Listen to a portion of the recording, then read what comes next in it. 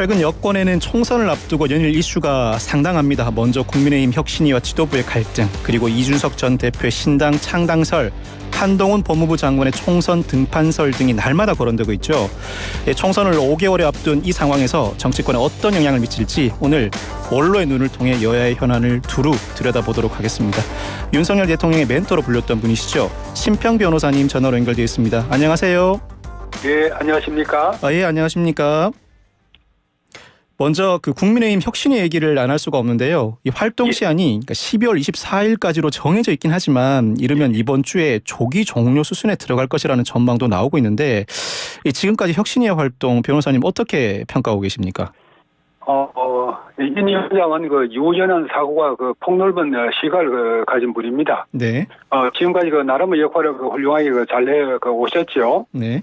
얼마 전에 그 야당의 그 김연경 그 혁신위원장과 그 비교를 하면은 이 차이가 좀 나죠. 네. 그러나 좀 아쉬운 점도 없지는 않습니다. 그 말씀하시는데 조금 더 정교하게 하셔야 될 것이 아닌가 싶은데. 네. 예컨대 인 위원장께서 말씀하신 영남 중진 수도권 차출로는 네. 왜 이것이 필요한지, 그리고 또 친윤 인사가 왜 불출마를 해야 되는지. 그런 점에 관해서 좀 더 명확한 근거 제시가 필요하다 생각합니다. 이 점과 관련해서 제가 한마디 말씀을 드리자면은, 지금 한국에서는 대단히 불행한 정치 상황의 핵심이 존재합니다. 그것은 지역적으로 일당 지배의 현상이 일어나고 있는 거죠. 네. TK 지역이나 PK 일부 지역, 그것도 호남, 여기서는 국회의원들이 선거에 의해서 뽑히는 것이 아닙니다. 네네. 정당이 공천에 의해서 거의 선발이 되어버리죠. 네네네. 이분들을 어떤 지역구면서도 비례대표제 성격을 가는 하이브리드 국회의원이라고 우리가 부를 수가 있는데, 네.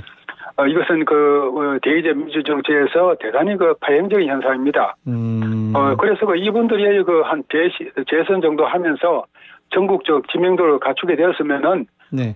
이 수도권에 지금 인재가 부족하니까 수도권 인재 부족 현상을 해소하기 위해서 출마해 달라고 했으면은 좀 더 이 근거 제시가 명확하게 되지 않았을까 생각합니다. 인현 혁신위원장이 근거 제시가 부족했다는 점을 지적해 주셨는데 결과적으로 보면 중진과 친윤 핵심 인사들을 겨냥한 희생 요구, 그 요구에 대해서 당 지도부나 당사자들이 정작 응답이 없습니다. 또 좀 그렇죠. 지난 강서구청장 보궐선거 이후에 가장 큰 문제점으로 지적됐던 것은 당과 용산관의 수직적 관계, 이 관계를 어떻게 해소해 나갈 것인가가 가장 중요한 쟁점이었는데 정작 인 위원장이 이 수직적 당정 관계를 손보지 못했다는 비난도 존재합니다. 결과적으로 결과물이 없지 않느냐라는 비판이 존재하는데 이 점에 대해서는 어떻게 보시나요? 혁신위원회가 어떤 결정을 해서 네. 집행을 할 수 있는 기구는 아니니까 한계가 있을 수밖에 없죠. 네. 근데 방금 수직적 당정 관계라고 말씀하시는데 네. 지금 우리가 많은 오해를 하고 있습니다만, 대통령은 국민의힘 당이건 민주당이건 마찬가지입니다. 네. 당원에 따라서 상당한 정도 당무 개입이 허용됩니다. 네. 문제는 당대표의 저신이죠. 그동안에 김기현 당대표가 많이 좀 노력해 왔습니다만은 네. 좀 아쉬운 점이 이분이 인격이나 성품 같은 것은 나무랄 데가 없이 훌륭한 분입니다. 그러나 정치적으로 큰 그림을 그리지 못했죠. 그래서 당과 이 대통령실에 국정 운영을 해나가는 양대 축이 돼야 하는데 네. 좀 그런 면에서 실패했다고 하지 않을 수가 없습니다.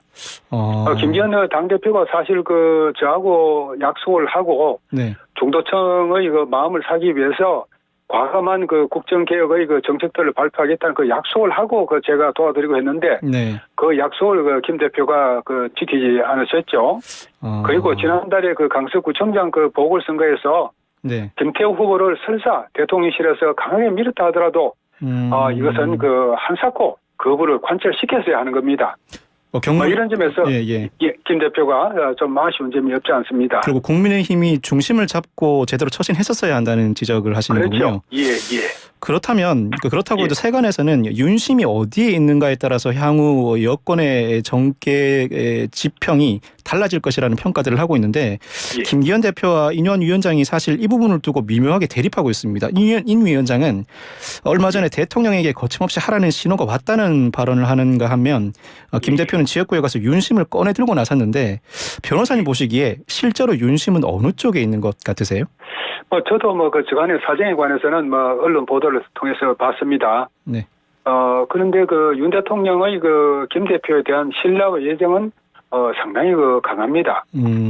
그러나 인 위원장의 안목에 대한 신뢰도 저는 상당하다고 판단하고 있습니다. 네. 그래서 두 분이 말씀하시는 새 어떤 중간 지점에 윤심이 있지 않나. 중간 지점. 이렇게 생각을 하는데. 네네네. 그러나 말이죠. 네. 우리가 원칙적으로 생각해서 윤심이 중요한 건 아니죠. 이분들이 그만한 어떤 중요한 직책을 수행하면은. 네.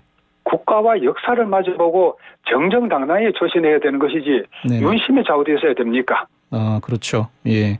많은 국민들이 공감하실 만한 말씀을 해주시는데 일단은 혁신위가 이번 주에 조기 종료하면서 목요일경에 희생 안건을 정식 의결하겠다는 입장을 내비치고 있는 것 같습니다. 목요일에 실제로 이 안건이 의결될 거라고 보시는지 또 어떤 결론이 나야 할 거라고 생각을 하시는지요? 혁신위에서는 어떤 결정을 하시겠죠. 네네. 그러나 집행은 별개의 문제고. 네. 아까 말씀드린 대로 이 영남 중진 자출로는 수도권 자출로는 하이브리드 국회의원과 그렇지 않은 국회의원을 분리해볼 필요가 있습니다. 네네네. 그리고 친윤 인사는 일괄적으로 불출마를 그런 결정을 한다 그러면 그것은 좀 잘못된 일이 아닌가 생각합니다. 그럴 만한 설득력 있는 방안을 내놓고 설득하는 작업 자체가 다소 부족했다고 평가하시는 것 같네요. 예, 그렇죠. 이번에는 이준석 전 대표 얘기를 좀 해보겠습니다. 주말 동안 대구에 가서 본격적으로 지지세를 모으는 모습을 보여줬는데 신당 창당 속도를 내는 모습을 보이고는 있습니다만 변호사님 보시기에 신당 창당 현실화될 가능성이 어느 정도인지 성공 가능성은 어느 정도로 평가하시는지요? 이거하고 관련해서 제가 먼저 말씀드리고 싶은 것은 이 전 대표가 지금까지 한 번도 네. 신당의 정강이나 정치에 관해서 말한 일이 없습니다. 예. 오직 억울하게 쫓겨났으니까 이를 설득하게 하겠다고 왔죠. 네. 그러면서 이 전 대표의 민주주의나 역사에 대한 인식이 너무 얕은 것이 아닌가. 이분의 말씀에 의해서 거래지는 정당은 사이비 종교 교주를 떠받드는 컬트 집단처럼 이 전 대표의 개인적 인기와 명망에만 기초하는 컬트 정당이 될 것입니다. 네. 우리 헌법의 보호를 받고 또 국고의 보조를 받는 정당은 정당법이 규정되어 있죠. 네네. 한마디로 말해서 정당은 우리는 국민을 행복하게 해드리겠습니다 하는 그런 이 정책을 실현하고 네. 또 그래서 국민의 정치적 여사의 형성에 길을 마련하고 네. 이런 것이 우리가 정당법이 말하는 정당이죠. 그런 면에서 이준석 전 당대표는 조금 더 고심을 해야 될 것이 아닌가 생각합니다.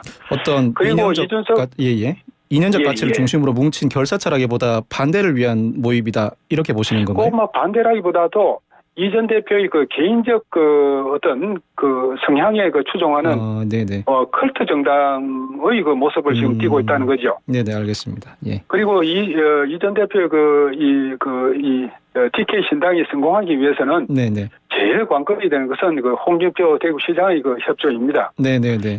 현재 대구시를 본다 그러면은 12명의 국회의원 중에서 홍준표 대구시장이나 또 주호영 의원 그쪽으로 어떤 동조하는 국회의원이 한 4명 정도 되시고, 네. 경북에서 보자면 한 두 분 정도 되시는데, 네네.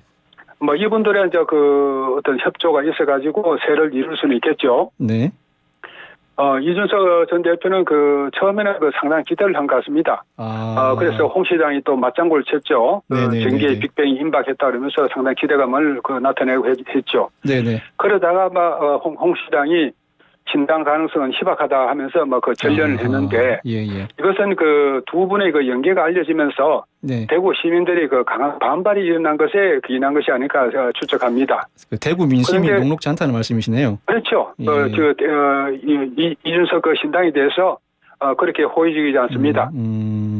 여하튼 이 홍 시장 세력의 물밑 협조가 없이는 네. 세력화에 실패할 것입니다. 알겠습니다. 그 한동훈 법무부 장관 행보가 심상치가 않은데 일단은 예. 변호사님도 총선 출마 가능성 상당히 높게 점치시고 계시겠죠? 예, 그렇죠. 저는 오래전부터 한 장관이 출마할 것이라 예상을 해왔죠. 만약에 출마를 한다면 어떤 역할을 맡아야 한다고 보세요? 총선을 앞두고? 제가 보기에는 말이죠. 예. 한 장관은 여러 대중적 인기에도 불구하고 선거판 경험이 없습니다. 그렇죠. 그래서 큰 역할에는 한계가 있지 않나. 네네. 그렇게 보는데 네. 여러 가지 설왕설래가 있습니다만은 이분이 공동선대위원장 정도 하시면서 공동선대위원장. 서울 지역구에 출마하는 것이 무난하지 않을까 저는 그렇게 보고 있습니다. 공동선대위원장을 하면서 그 지역구나 비례대표 정도로? 비례대표보다는 지역구에 출마하셔야죠. 그래도 지역구에 출마해서 자신의 정치 기반을 다지는 게 옳다 이렇게 보시는군요. 그렇죠. 예. 알겠습니다. 이번에는 민주당 얘기를 해보겠습니다. 예. 알고 계시겠지만 최강욱 전 의원이 이른바 설치는 암컷 발언을 한 이후에 민주당이 공천 불이익이라는 초강수 카드를 꺼내 들긴 했는데 이 강성 발언이 이어지고 있긴 합니다. 이번에는 김용민 의원이 내년 총선에서 여당에 유리한 결과가 나오면 윤 정권이 계엄령을 선포할 것이다라는 주장을 내놨는데 민주당의 이 강성 발언들은 어떻게 평가하시는지요? 글쎄요. 제가 볼 때는 그 사람들은 자기가 왜 정치를 하는지 하는 면에서 좀 더 자성의 기회를 가졌으면 합니다. 네. 정치는 무엇보다도 말이죠. 네. 피곤한 국민의 마음을 어루만지면서 미래에 대한 희망을 가지게 해야 합니다. 허구한 날 그런 폭력적인 언사를 쓰면서 우리의 일상을 오염시키고 있지 않습니까? 그 사람들 원래 그렇게 살아왔습니다. 그리고 사람은 잘 바뀌지 않습니다. 예. 결국 이런 우여곡절을 거치면서 총선에서 국민의힘이 승리하는 길로 나아가는데 그 사람들이 상당히 기여를 할 것입니다. 이 최근 야권에서는 지각 변동도 일어나고 있죠. 이 송영길 전 대표가 비례정당 가능성을 시사하기도 했고 조국 전 장관도 비법률적인 명예회복을 하겠다. 총선 출마를 시사하는 발언을 하다 보니까 조국 신당이란 말도 나오고 있는데 야권의 움직임은 앞으로 어떻게 될 거라고 예상을 하시나요? 저는 1년도 훨씬 전에 조 교수가 반드시 총선에 출마하리라고 예측을 했죠. 예. 가능성이 조금이라도 있으면 출마를 할 것이라고 제가 말을 했습니다. 네. 그것은 또 어떤 면에서는 당연한 일이고 또한 조 교수가 만약 이번에 국회의원에 당선되면은 이 조 교수가 가진 훌륭한 정치적 자산을 바탕으로 해서 야권에서 가장 유력한 정치인으로 급부상할 것으로 저는 예상을 하고 있습니다. 예. 그러나 요즘 조 교수를 보면은 조금 실망되는 점이 없지 않습니다. 어떤 점이요? 역시 거친 언사를 내뱉고 있죠. 대통령이나 또 여권에 대해서 거친 언사를 내뱉고 있는데 이렇게 어떤 다른 일반의 정치인과 같은 행보를 보여서는 안 되죠. 그리고 이제는 조 교수는 조만 대장경이라는 말 있지 않습니까? 네네. 발간자고 이상 해서는 안 됩니다. 예. 좀 더 좀 신중한 말씀을 하시면서 역사 앞에서 당당한 떳떳한 정치인이 되도록 노력하라는 그런 제가 조언을 드리고 싶습니다. 네, 알겠습니다. 오늘 말씀 여기까지 듣겠습니다. 지금까지 심평 변호사였습니다. 감사합니다. 네, 감사합니다.